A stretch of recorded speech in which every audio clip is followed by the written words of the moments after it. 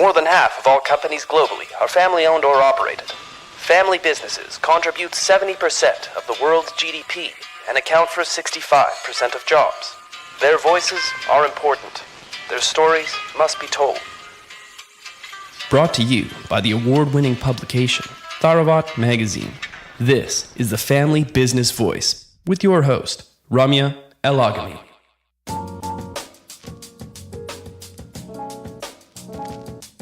Rooted, the story of the Forest City Tree Protection Company. After learning the art of tree care as a college student in the early 20th century, a young W.P. Lanphear traveled around the northeastern United States working on such prestigious projects as the Vanderbilt and Roosevelt estates. Moved to start his own business, he founded the Forest City Tree Protection Company in 1910. A long-standing position as the city forester for the city of Cleveland Heights sustained the business through the Great Depression. As it grew, Forest City Tree earned a sterling reputation throughout Ohio and beyond. The Lanphears' love for trees runs in the family. Lauren Lanphear represents the third generation of arborists in the family, continuing a tradition of urban forest stewardship that began over 100 years ago. Enjoy this episode with Lauren. All right, Lauren. Well, much anticipated meeting between us. But if you wouldn't mind, I think where we would love to start is just a little bit more about, the history of your family business, really, because it's not every day that you, first of all, find a family business in this kind of industry. And secondly, you guys are already in the third generation. What an achievement. And we just wanted to first understand a little bit more about the origins of the business and understand where this sprang from. Well, I'm ready anytime you want to pepper me. Yeah, okay, all right. So, if you wouldn't mind in your own words, can you tell us a little bit more about your beginnings? Sure. Way back in the 1870s, my great-great-grandfather was essentially a circuit rider. He was a minister, John Wesley Lanphear. And he was, at the time, in Warren, Ohio, and a family by the name of Davy had come over from England, and they settled in the Warren area. Before they had their own home, they were put up at the minister's home, which was my great-great-grandfather. Lo and behold, their son, who had come with them, John Davy, got a job at the Standing Rock Cemetery in Kent, and he began doing tree work, which eventually became the Davy Tree Company. Then we move forward to 1901, a couple generations down. My grandfather's a student at Case Western Reserve University, or Western Reserve University, and John Davy had occasion to stay overnight at the house. He had run into my grandpa's dad. He asked my grandfather, what are you doing this summer? Like most college students still, he replied, I'm looking for a job.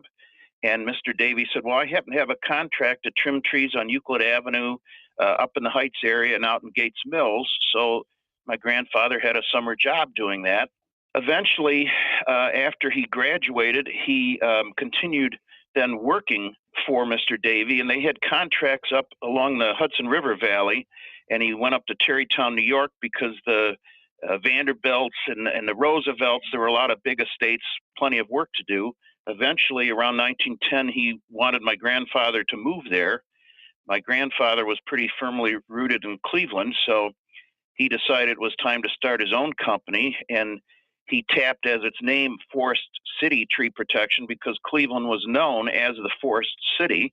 Mm-hmm. One of the reasons being that it was one of the first cities back in the 1850s where the mayor, Leonard Case, actually started a city tree planting and tree care program. There, my grandfather was off and running with his own business, and shortly thereafter, what really I think kept him going, in 1914, him and his company became the city foresters for the city of Cleveland Heights. We remained the city arborists until 1968, when that city founded its own tree department. But it's one of the reasons that he could survive the Depression, because he still had work to do from the city, and always have had a lot of small clients. So it's a very rich history.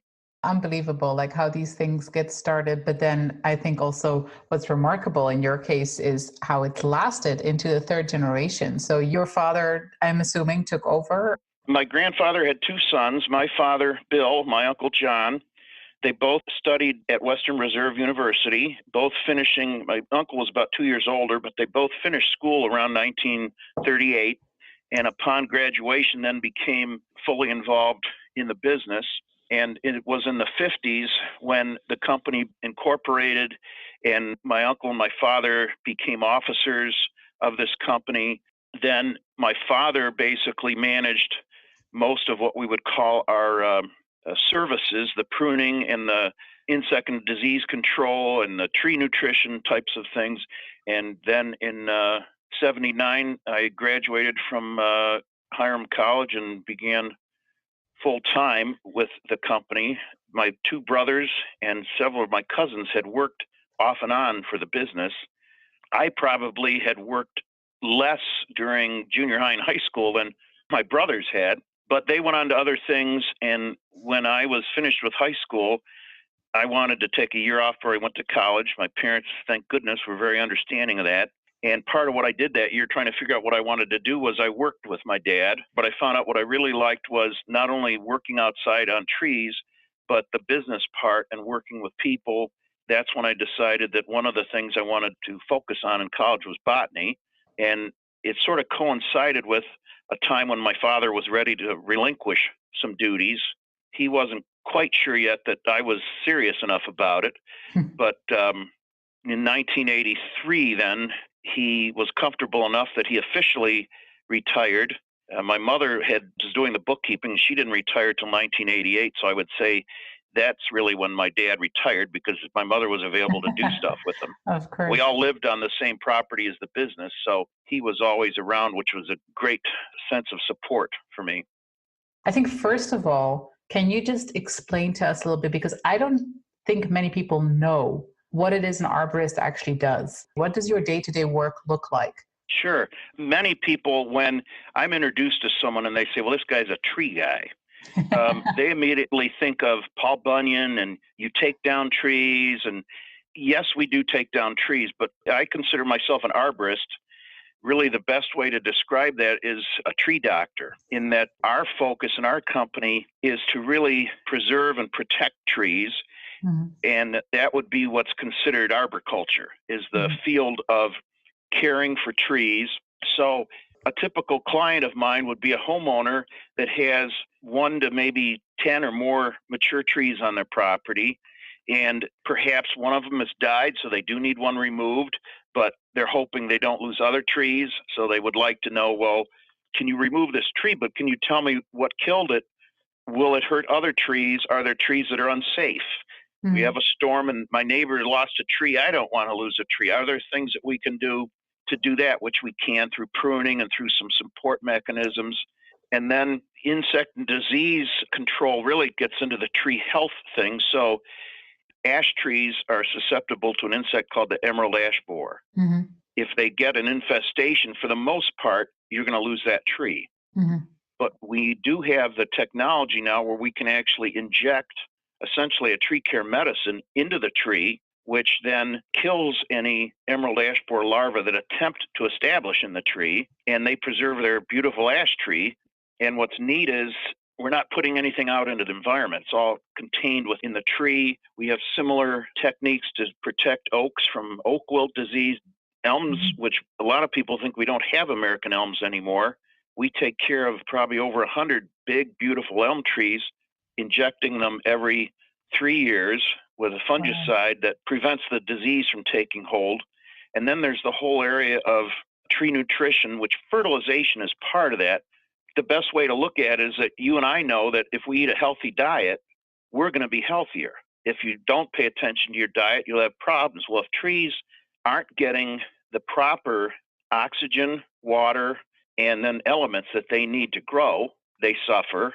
And if the soil is compacted, maybe because of construction, or roots are damaged because someone puts in a patio and cuts off roots, various things that could happen, then the tree's ability to get the things it needs in its leaves to make food through photosynthesis, it doesn't get, and the trees decline. So we can do a variety of things.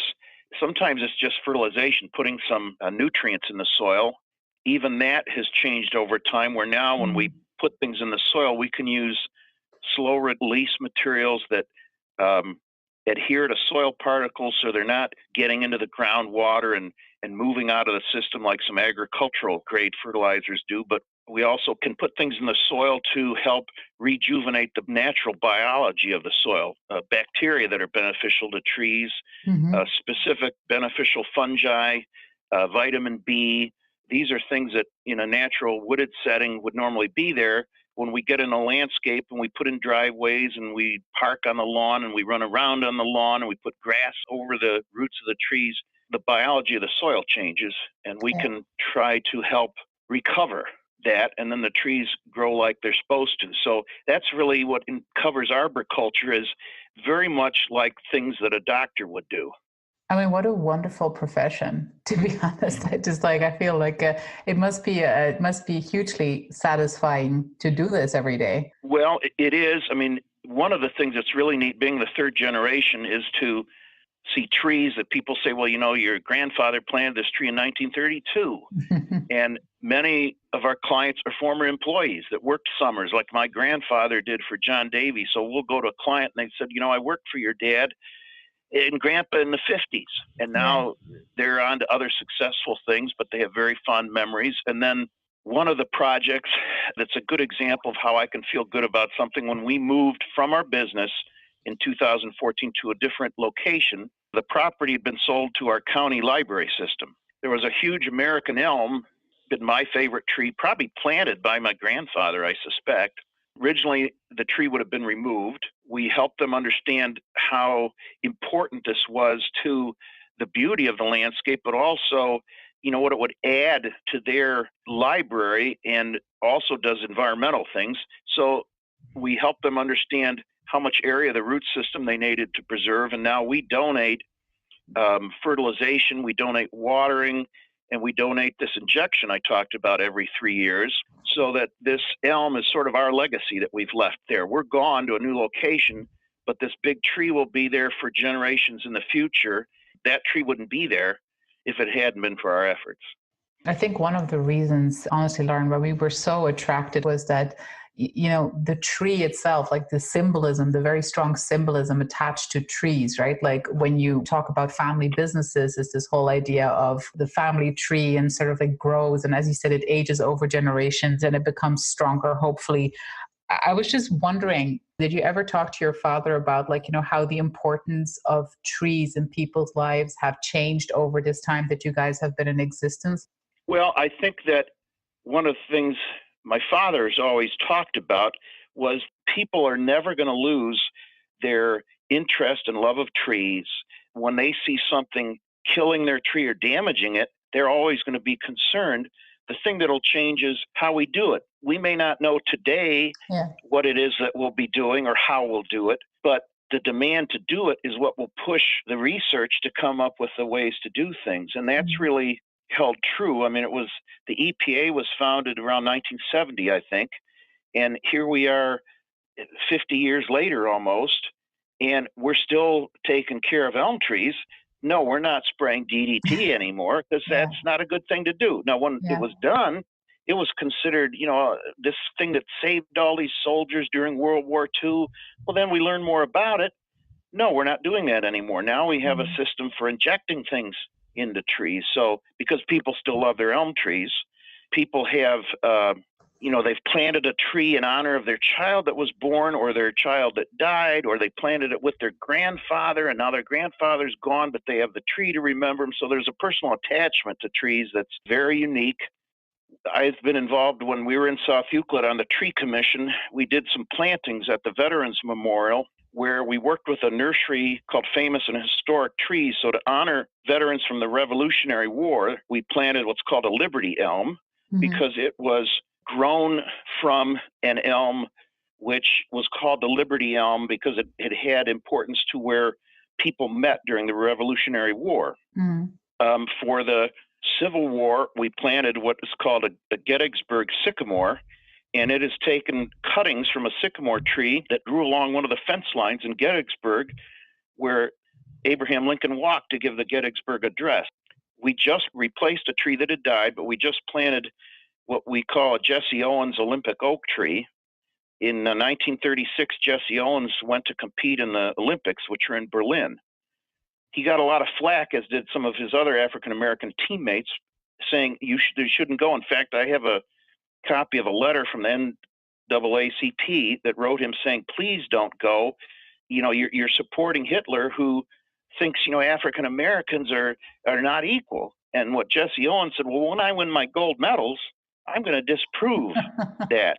The Germans gave every gold medal winner in the 36 Olympics a English oak sapling. Right. Jesse Owens came home with 4 of them. But the only one of these 4 that we still know exists is the one at James Ford Rhodes High School. Mm-hmm. We've donated care for that tree so that it continues to be a symbol. This is one of the last living legacies, and I have some tremendous pictures with Jesse Owens sitting there with these 4 planters of oak trees and this big smile on his face. I mean, that's just something that a lot of jobs, you don't have that association with something in your work, which you can go home and feel that you really have made a contribution that will live on well beyond you. So you hear a lot of meaning, a lot of purpose comes out of your work. And I was just wondering while you were talking, how much of that feeling of purpose and that feeling of legacy do you tie back to the fact that it's a family business? No, I think absolutely. One of the things that was unique was that the house my dad grew up in, my grandfather's house, sat on the east side of our 4 acres of property. The house my grandfather built that my father lived in and I grew up in sits on the west side of that property, and the business sat in between them. So for the first, basically 58 years of my life, I lived in one of those 2 houses other than for 2 years during college.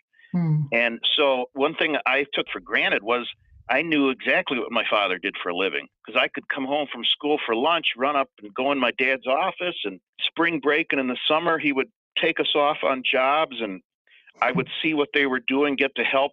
I even found my birth announcement where my parents had shared my birth with their friends, and it was written on a paper that looked like a memo from my dad saying, welcoming the newest junior tree climber to our family, and it had the rest of the family listed, and they all sort of had job positions, arborist, tree climber things, and I was the newest one. So when I got married, my wife's father had worked as an electrical engineer for a defense contractor. She really didn't know much about what her dad, she couldn't go in his office. Mm-hmm. And it was like, to me, it was like, you've never been in your dad's office? I didn't realize there were people like that. Yeah, of course. So because of that, I saw trees as a kid. I still have good memories of my grandfather and him talking about things that he had. And because of, I guess, our archives, have been able to read some letters and old stories and look through things over time, that definitely I have an attachment to the importance of trees because it was such a family thing. And so maybe ask about the next generation. Is there high hopes for more next gens getting involved in the business? Or? Well, I'm pretty sure I'm the end of the line. My 2 kids, I'm proud that they both worked for me summers. My son 9 summers, I think. My daughter several. And now they're in fields that they love, both related, I guess, to the IT world. But both of them learned experiences working for me that have helped them. My daughter in particular, she learned what it's like to be a female in a workplace dominated by men. Yeah. And she would go out to do a job, and the customer would be questioning her, and she would tell me, she says, I think the only reason they're asking me that question is because I'm a girl. And I would tell her, I said, you're probably absolutely right. And it won't be the last time that happens. But she was very self-assured. And my son, his first job that he had right away was saying, I'm doing this stuff, but it seems like if we did it a different way, it would be better for the company. Mm-hmm. So he understood a business aspect of it that a lot of people in his field aren't even interested in. And I think it's why it helped him get to the point where he manages other people now. And I felt good when he told me when he started there, he says, well, I think you have a better training program for your new employees than they have here. I still don't know what I'm supposed to be doing. That's great feedback. So no, there won't be another generation, but it may very well be likely that maybe the company gets purchased eventually by one of several companies that have family traditions. So would I have loved to have had another Lanphear person do it? Yes, but I always was grateful that my father I never felt any pressure to go into this business. Yeah. I went into it because I found it's what I wanted to do. And in fact, my father wanted to make sure I really believed that before he really felt comfortable giving over some responsibilities. That was a wonderful thing to go into something, but not like I felt like I always had to do this. Well, I mean, I think that's great. And to be honest, as you said, I think it's those stories in childhood that matter a lot when you grow older, especially, and when you get over the first ideas of what a career looks like, I think as well. And you come back to where you belong very often. But anyways, we'll check in with you in a couple of years and see where you are. And I agree with that. I mean, I know that's, sure, I'm open to any possibility. So, but it's like, if that happens, it happens. Yeah, but I think you're taking a lovely stance on this, and to be honest, like that's also, I believe, the best way to do it, as your father did, right? Like because you happily joined without the feeling that you were letting anyone down if you didn't, and Yep. I think that makes for a very motivated owner management sort of like atmosphere. Last question, Lauren, I promise, because I know there are a lot of trees to save, and we need to let the doctor go, but. We're obviously, like everyone, I think today in this world is extremely, extremely worried about disastrous consequences of decades of abuse of our environment. As an arborist and as someone who's, also part of a legacy business, what is your stance here? Like, what's your greatest concern? Well, the one thing that's really neat about being an arborist is there's nobody that questions the scientific facts about what trees contribute to our environment. The fact that they actually produce oxygen. If it wasn't for green plants, we wouldn't have anything to breathe. They actually are great. Their root systems are great filters of water.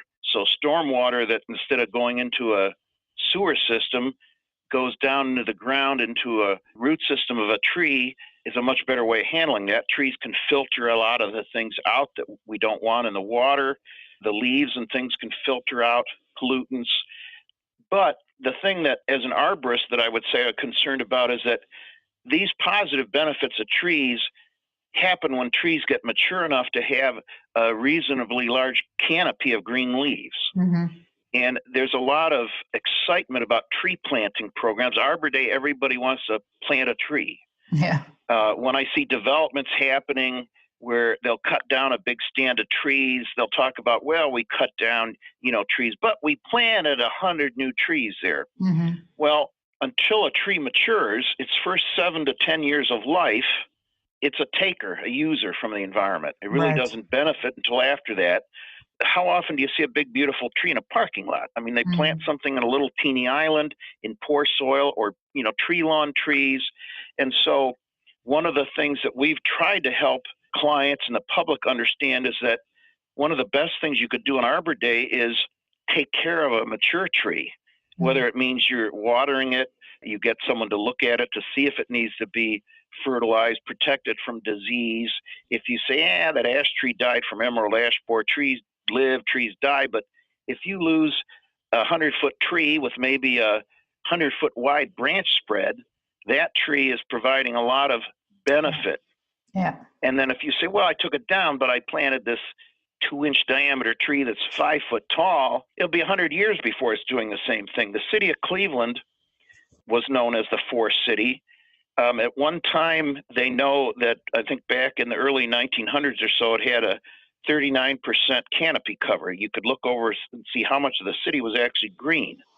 Now that's gotten down to like 12%. Oh, gosh. So there's really a big push now within the city to replace trees, but they need to make sure they're not losing more of these mature trees.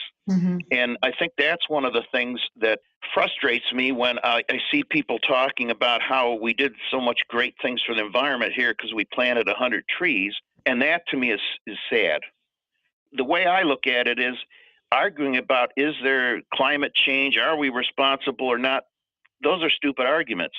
We know what things are good for the environment, so let's do those. We know trees give oxygen, and we know things that are bad for the environment. So whether or not, what's the impact of those, and are we really causing something?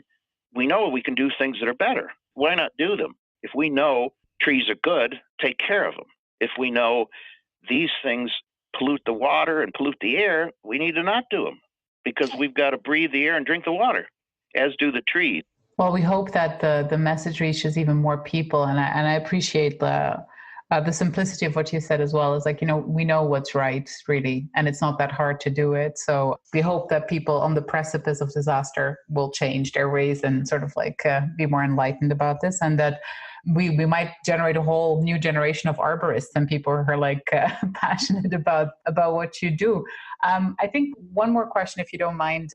Today, when it comes to this sort of like mix of technology and research that you need to use to have a state-of-the-art business such as yours, like what does that mix look like? And like how heavily do you have to invest in technology, and how do you sort of integrate it in the day-to-day of the business? Well, one great story, and I think is somewhat unique to our industry, the professional organization that I belong to and was president of, the International Society of Arboriculture, began back in 1924.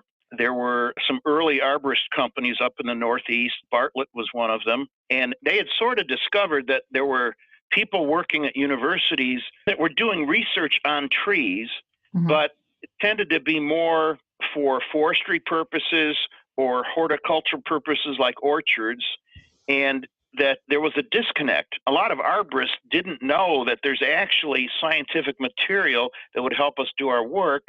And on the other hand, there were scientists and professors who didn't know there were arborists, so they weren't necessarily trying to find answers to the things arborists needed to know. And so it's really changed.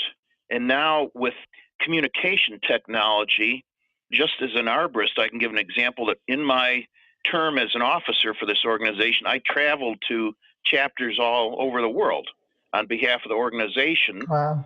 And so now I have practicing arborists and scientists around the world that are colleagues of mine. And I've, in more than one occasion, had an issue that came up here, and I'll take a picture of something and send it to a friend in the Czech Republic who I know has worked particularly on decay fungi, and I take a picture of something and say, is this good or bad? What does it do? And he can help me with that. On the other hand, he came here and learned about the tree injection, which we were doing, which was not a technology that they were using over there. They had sort of, I want to say, written it off in a lot of ways. They considered it something that was hurting trees. And then they saw that we were saving trees with it. And it's like, we need to do more with that. And so now one of his employees is actually going to come visit me next spring to spend a couple of weeks with us to learn what we're doing with that injection technology. I have the ability to send an email to someone in Singapore or Sweden, England. There's a lot of people in Europe that have worked with historic trees because they've got trees that are far more historic than ours because they've been around longer. And we learned some things. And we certainly learned a lot from you today, Lauren. Thank you so much. I had no idea about your world, and here I am, a huge fan of what you do, really. Thank you so much for taking the time talking to us. I really appreciate that you had the interest. It's great to be able to tell the story. Thank you for listening to the Family Business Voice. Subscribe to our channels now on iTunes, TuneIn, Stitcher, or Spotify to be notified of our weekly episodes.